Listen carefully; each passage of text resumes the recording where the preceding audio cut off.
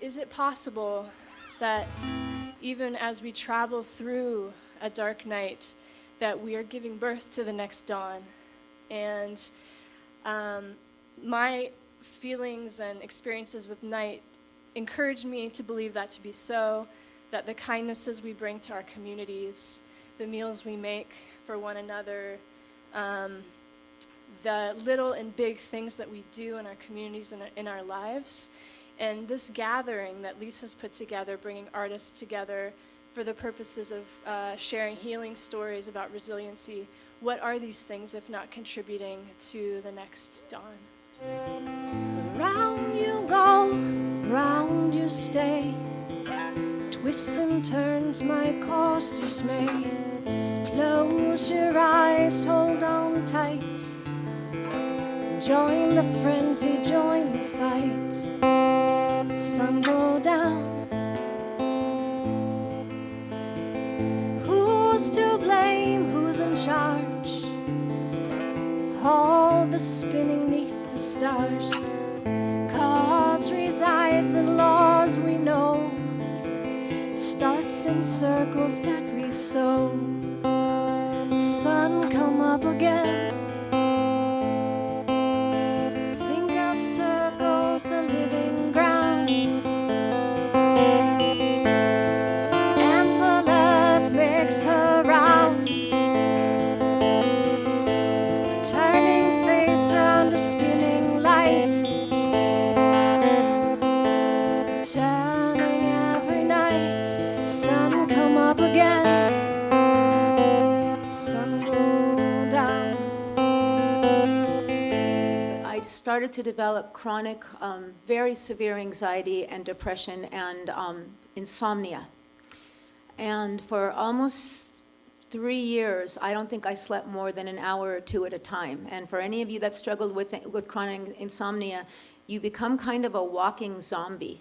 You kind of like walking around your life on the peripheral. And I was still very, very productive and still doing music. I was doing journalism. I was doing my little odd jobs of clerical this and that and waitressing and this and that. But it was hard. It was rough. That was one of the darker periods of my life, and I was very lucky that in Nashville I found a doctor that found the right combo of meds. I resisted the meds like crazy. They had me on so many meds, I don't even know all the names of the dozens and dozens of stuff the doctors were just throwing down your throat. The song I'm about to play is the title track from my CD. It's called Sycamore Street, and it's about reinventing yourself. It's about where you used to be and where you're going and where you aren't going to go back to again. But it's become much more of an anthem for anybody that I play for a lot of my groups. And I wrote it about my friend Lucy, who had reinvented herself. I was very impressed by the way she had totally taken on the world in a different way.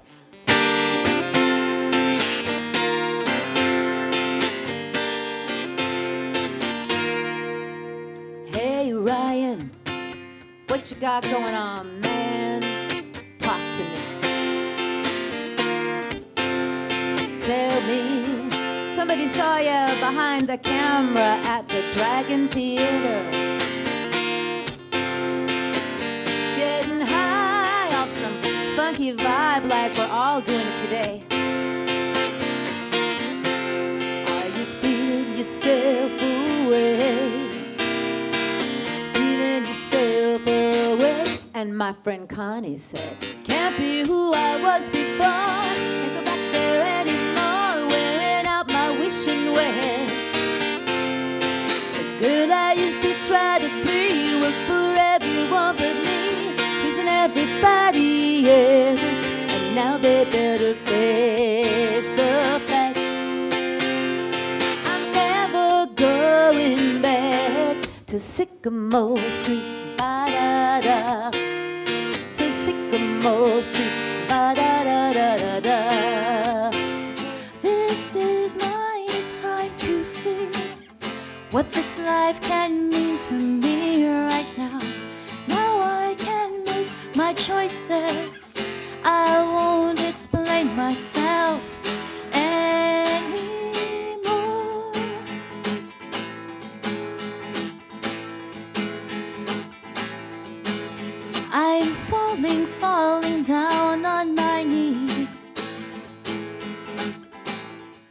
I was diagnosed last March of 2017, with breast cancer, stage 3 breast cancer.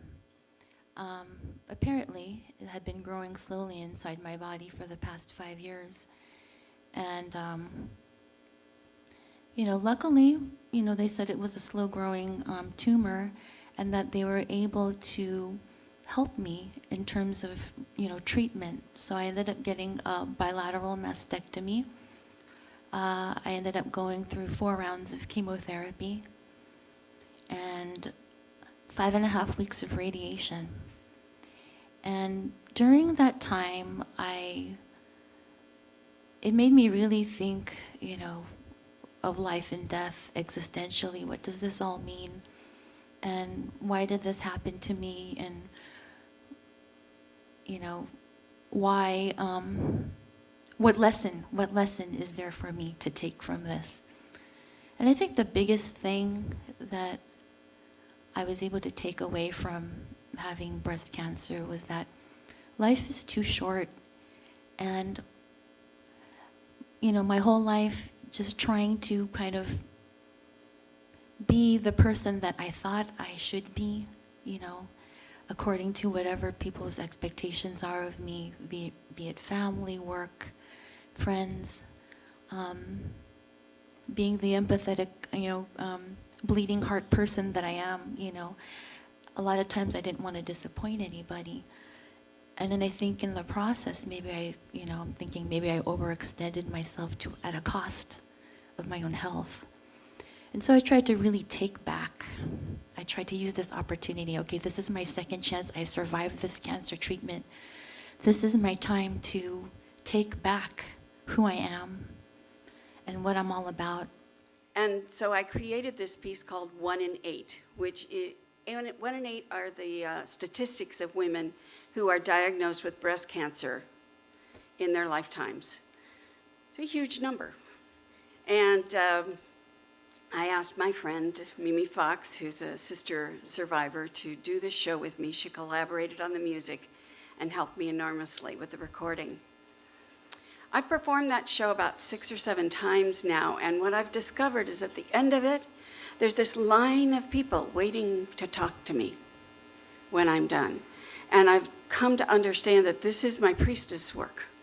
This is what I'm doing, that the healing is not just about me. It's about those who are listening, those who receive the stories and the songs and the heartfelt expression of what I was going through. I don't hold anything back. And they often say to me, "You are so brave to be so vulnerable up there in front of all of us." And I say, who else is going to do this but someone who's been trained and inspired to do it? I have the expression, I have the training, I know how to write, I know how to sing, I know how to be up in front of thousands of people without freaking out. Who else is going to do this? And if I can do this, you can do this with people that are close to you, because hearing each other's stories is what it's about.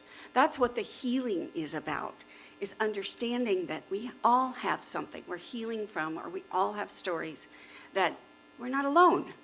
We're not alone. And that's incredibly important. This is called The Light of Life.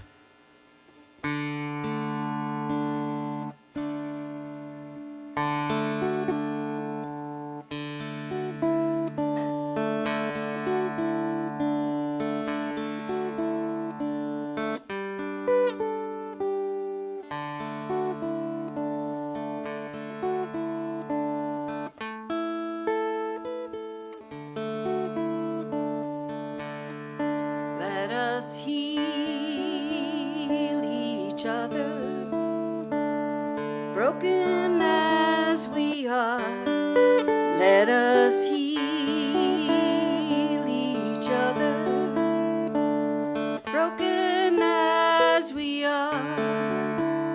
While the light of life is shining from within, let us heal each other, broken as we are. it's the thing that freed me the most is when I started to speak the truth for myself. By the time I was like 24, I'd become a raging alcoholic. I was drinking myself to death, and I had a lot of good reasons to do that. And my upbringing was really steeped in a lot of love and a lot of mental illness. So of course I drank. And I remember I used to smoke like about a pack a day just to take a deep breath. So me stepping toward and facing the incredible soul erosion that was occurring within me at a rapid pace. Stopping everything and beginning again. You can come in if you want.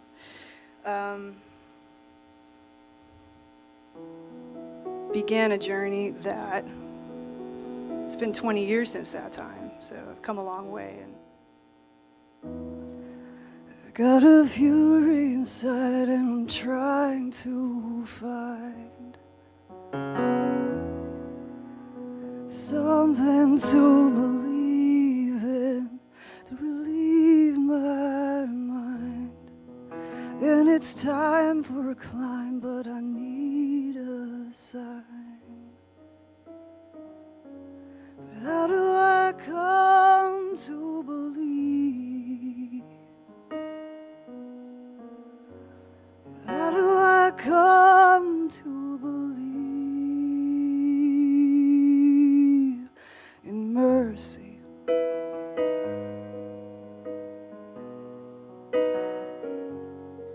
In mercy.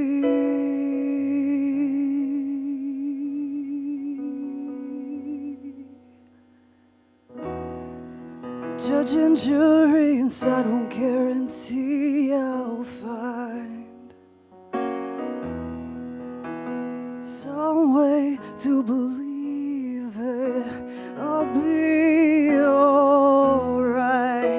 I'm willing to climb. I need a sign. How do I come to believe? And I had to go on tour again. And it ended up being that the arrangement we made with the doctor is, I'll keep driving east, and if I need to come home, you tell me. So I drove, and I was gone for a day. I was in Omaha, from Colorado to Omaha, it's the first gig. And then I'm driving the next day, and I get a call from the doctor saying, can we see you tomorrow at 9 o'clock? And I said, well, I don't know if I can get there by that time. And she said, well, okay, here, I see your situation. Why don't you talk to the doctor tonight? So I got to where I was staying, and I talked to the doctor, and he said, I'm not sure what's going on, but I think it's papillary thyroid cancer. And just so you know, that's the slowest, dumbest one. If you're going to have cancer, pick this one.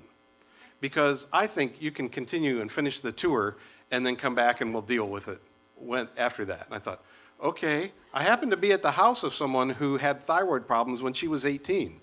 And now she was in her 40s and, doing pretty well. I went to the home of someone whose daughter had leukemia. And then I told him, well, I was just diagnosed. And he said, really? Here's a book you ought to read. And it went from there. Well, I told Julie my fear because thyroids is where your vocal cords go through. And I had a singing surgeon who said, I'll be very careful, and here's what's going on. I told Julie my fear. I was afraid that I'm finally, after all these years, getting to use my voice in a way that can hold an audience and convey the message, and I might lose it.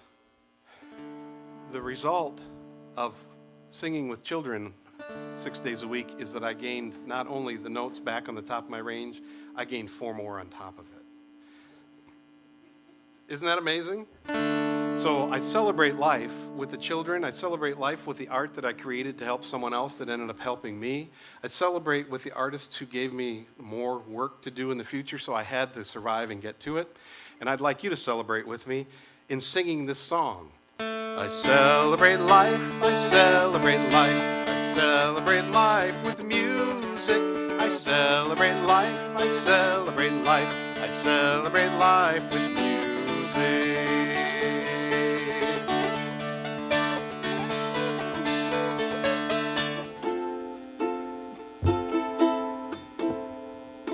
This is the hand. This is the hand I was dealt. This is the hand. This is the hand I was dealt. Guess it's time. Oh, it's time. I had a good talk with myself. This is the song I never could write. This is the song I never wanted to write. But it's time, oh it's time, I laid my cards on the line. 'Cause those deep wounds inside I still cover with smiles, while I warm myself off from the big world outside. But the dark keeps on calling, inviting, enticing. I fight it, ignore it, paint a pretty life. This is the hand. It's the hand that I was dealt. I tell myself I have to put on a smile and be upbeat, not show weakness or have self-doubt. It's much easier to tell the world that all is beautiful than to admit that living with the chronic illness is harder than anything I've ever faced. That some days, like today, it's exhausting to get out of bed, despite my positive attitude and optimism, that I get tired of thinking and talking about being sick and just plain being sick. That the endless therapies, drug, cocktails, unwanted side effects keep me on a roller coaster.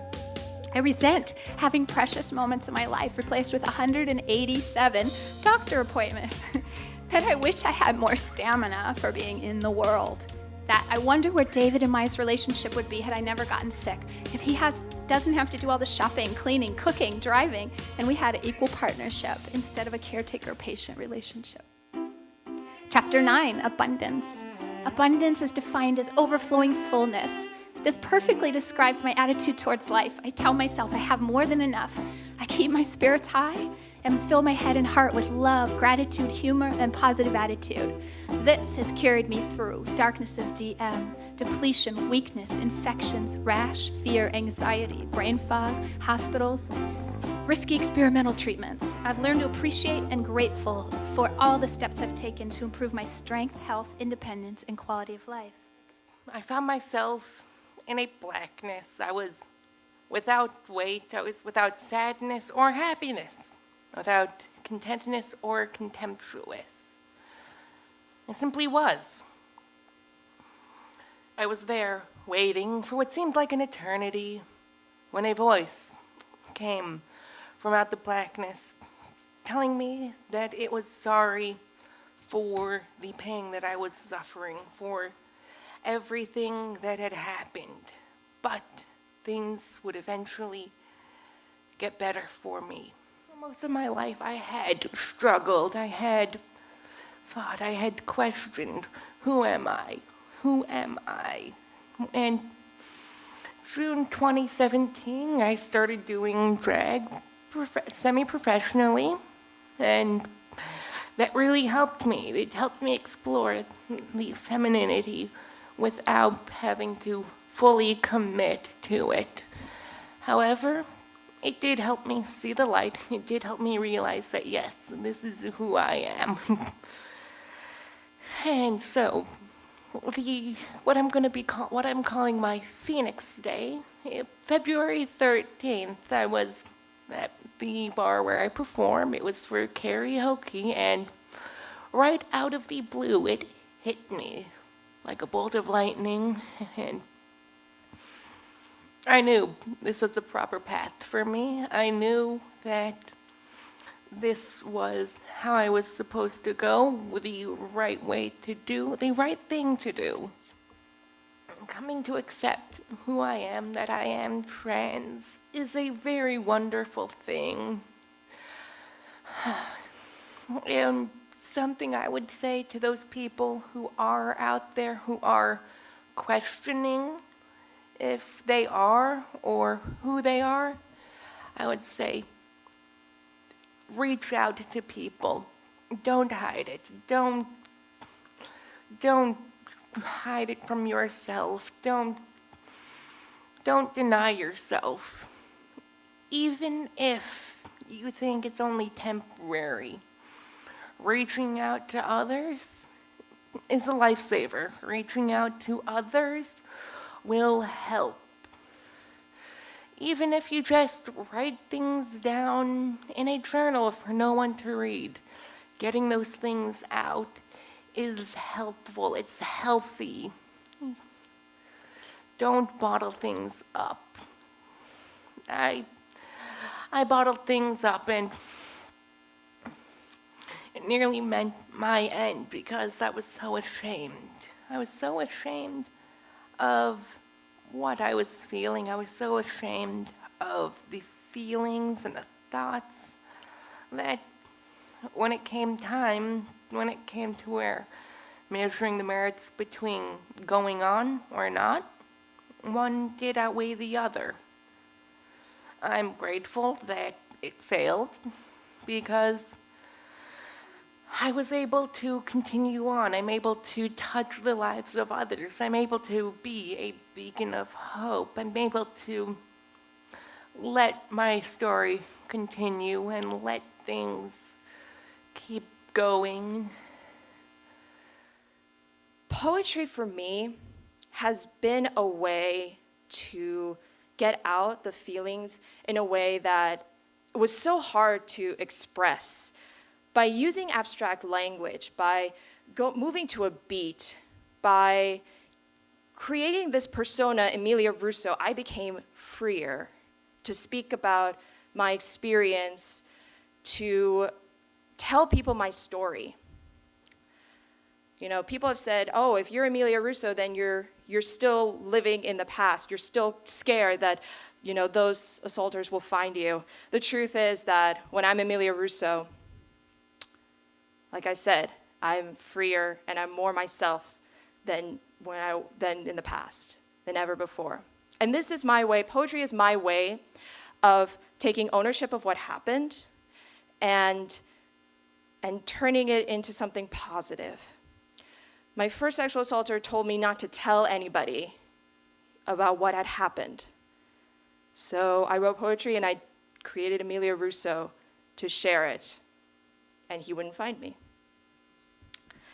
So I want to share with you actually the first poem that I ever wrote about the first assaulter. And none of my poems really have titles, but I like to call this one 10. So, 10. There are tens of thousands of things I want to say to you. None of them are nice, but all of them are true. See, when you're constantly containing these contaminated memories, you have to constantly remind yourself that you are not what you think. I did not deserve this. No one does. 9, you drink, I blink. You don't think, I shrank, but you knew I was small. How much smaller can you make an 8th grader? 8, I feel the muscles of your body like boulders I cannot move. Your mouth, a sickly sweet ashtray, and all I see is the darkness behind your clouded eyes. 7, your teeth are white daggers as they cut into my skin with your words like, I love you. It was love at first sight. 6, you were a senior in high school. I thought you even noticing me was so cool. 5, I was frozen. I kept my head up, trying to breathe above your drowning water while your best friend drove the car. You pulled me in. Screech! 4, and then I think to myself. 3, in ways I cannot describe. 2, the fire inside my lungs. 1, the years it took to relight. 0, the answer is 10.